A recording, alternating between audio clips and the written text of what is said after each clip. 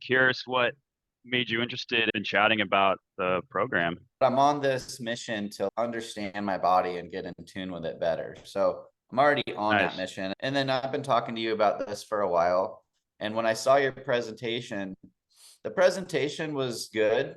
But what really impressed me is the transformation that you've made in the last few years. Like Mm. you went from like neurotic, like all over the place to just fucking zen, like confident, not worried about anything, Yeah. like just super chill. And Yeah.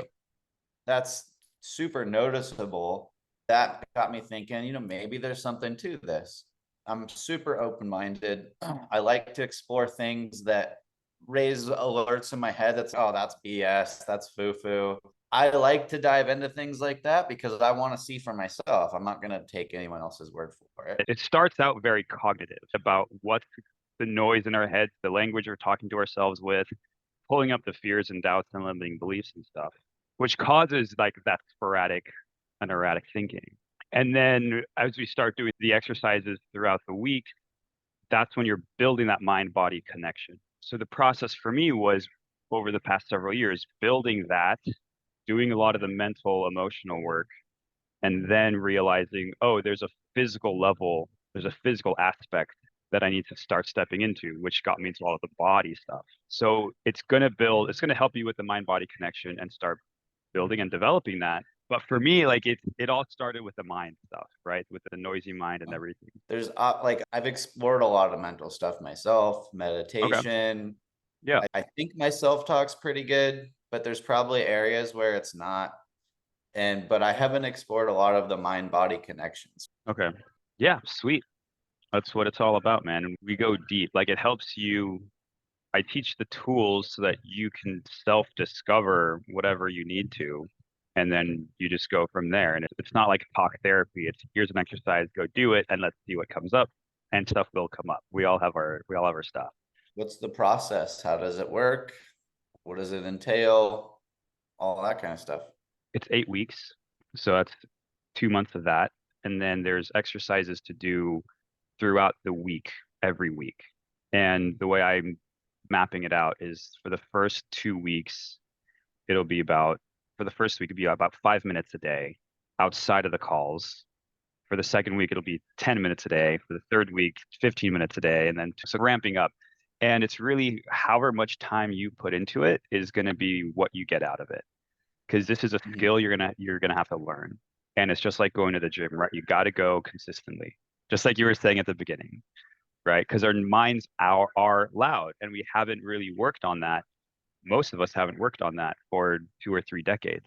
And so it takes time to start to learn your inner energy, your consciousness and everything and start to work with it. And I don't expect everyone to hit the ground running right off the bat. The exercises are designed to be very much like baby steps. This is step one.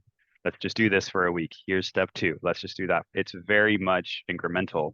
But if you put it off and only do 1 or 2 sessions a week, you're not going to be getting as much benefit as you could Got by to the do it end of the daily. program. Yeah. So that's it. It's a group call once a week, exercises once a week. And then there will be a community so that you can connect with the other people in the group too. Because the community aspect, I think, is very important, especially talking about going deep into our own psyches and minds. Like it helps to connect and relate to other people. So give me some examples of what these exercises are. And then I want to ask, are there different levels? Like, so someone like me Mhm. practiced meditation before, like, are there different levels that I can choose from, or does everyone should do the same exact thing? Yeah, good question. We'll start out at the same place just because I don't know where everyone's coming from. It's going to ramp up in difficulty or challenge fairly quickly, but it's also, I would bet, exercises that you haven't done before.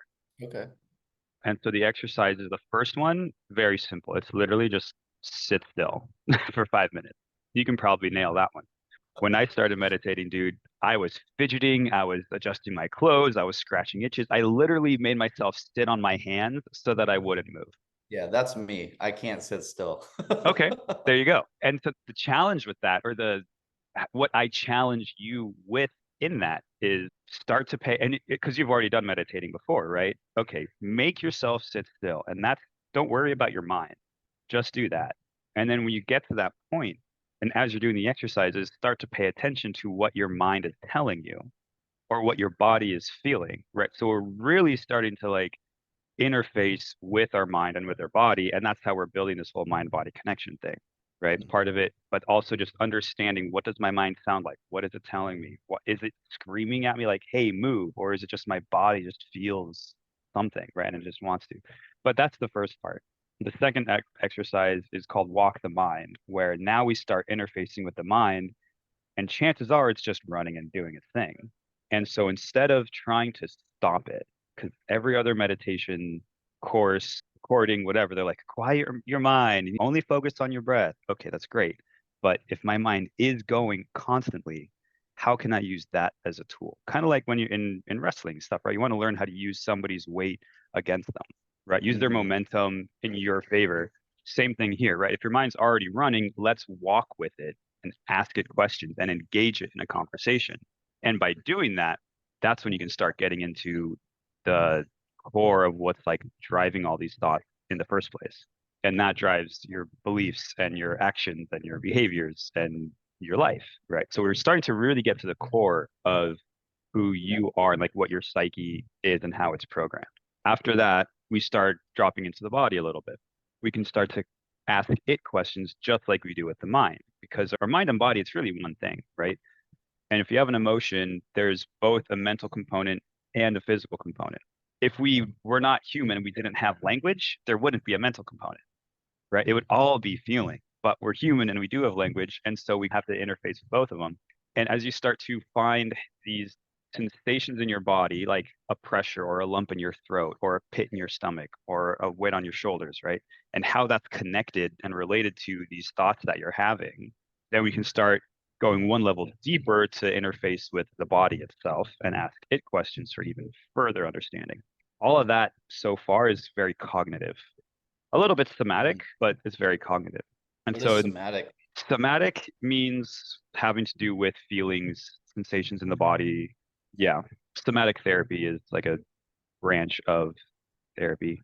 And so it's the last module that I have recorded, but there's more exercises, is where you start to work with just the sensations themselves, not necessarily with the language and the words, which is a human thing, right? So then you can literally, and this is the whole like energy stuff, right? You can literally start moving and releasing and unblocking energy. And it starts out as a sensation somewhere in your body, and you can start to play with it and move it, and then it'll just release and dissolve. You still can interface at the level of language, right? And thoughts and beliefs and reasons for stuff, but you can also do it with only just the sensations and the energy itself, which is when it gets really cool.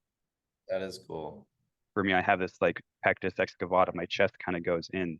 And my mom told me that my dad didn't want to have kids because he didn't want us to have that same thing, because his was really bad and he got made fun of a lot for it.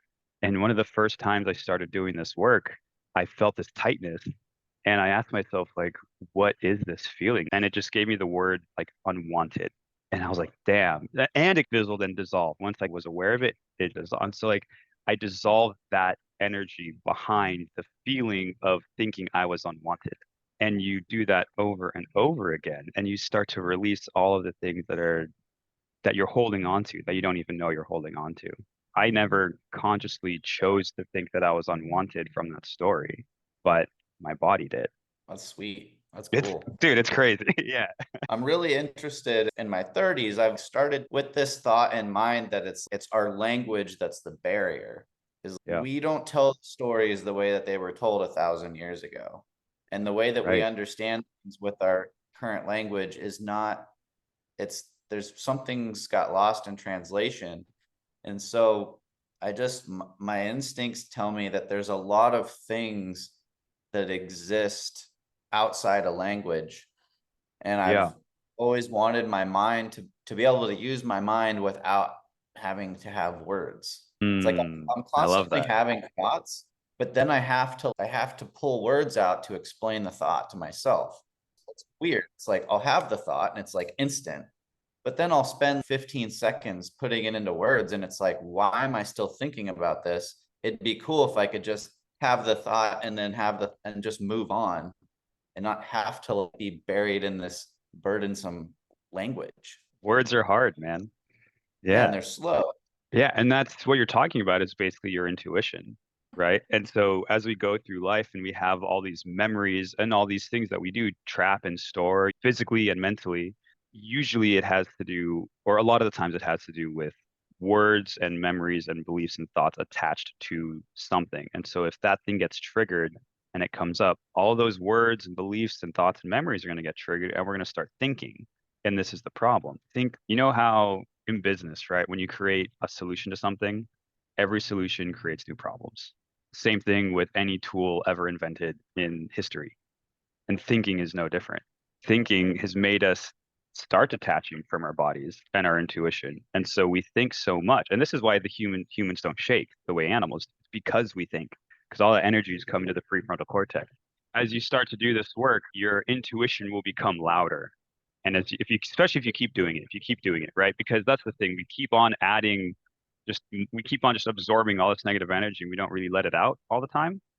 So it's a great fit to continually do this a little bit every day because you're kind of like releasing a little bit of that pressure all the time, and you can live in this state of just a lot more alignment with your intuition. Language is so interesting, and it causes a lot of our internal kind of dilemmas and cognitive dissonance and issues and all of that. So, If there was a Facebook ad that would catch my attention, it would say, get more aligned with your intuition. okay, Because that's I'm really writing what I down. want to do. In the last couple of years, I've realized that I'm a very intuitive person, but it's Yeah. not words, it's not language. And I'll have these intuitions, but then I get sucked back into trying to verbalize them, and it derails the whole thing. It's like my brain is super fast, but then having to turn it into words is like super slow, and it muddies it and all sorts of stuff.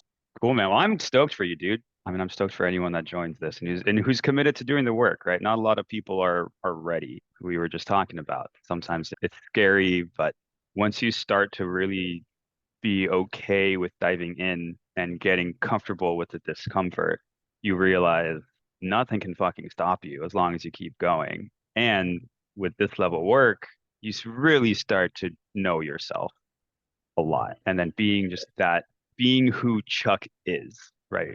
Removing all of the masks that we've been wearing over the years, becoming more like who you actually are. That's what it all Mm, comes down to. hell yeah. I'm excited, dude. I think this is going to be good. I wouldn't have believed it if you were the same Andre from 3 years ago, Yeah. but you're not. Like, you've leveled up big time. And so to me, like, that's the proof. That's all the proof that I need. Yeah. Thanks again, dude. I'm stoked to hear it.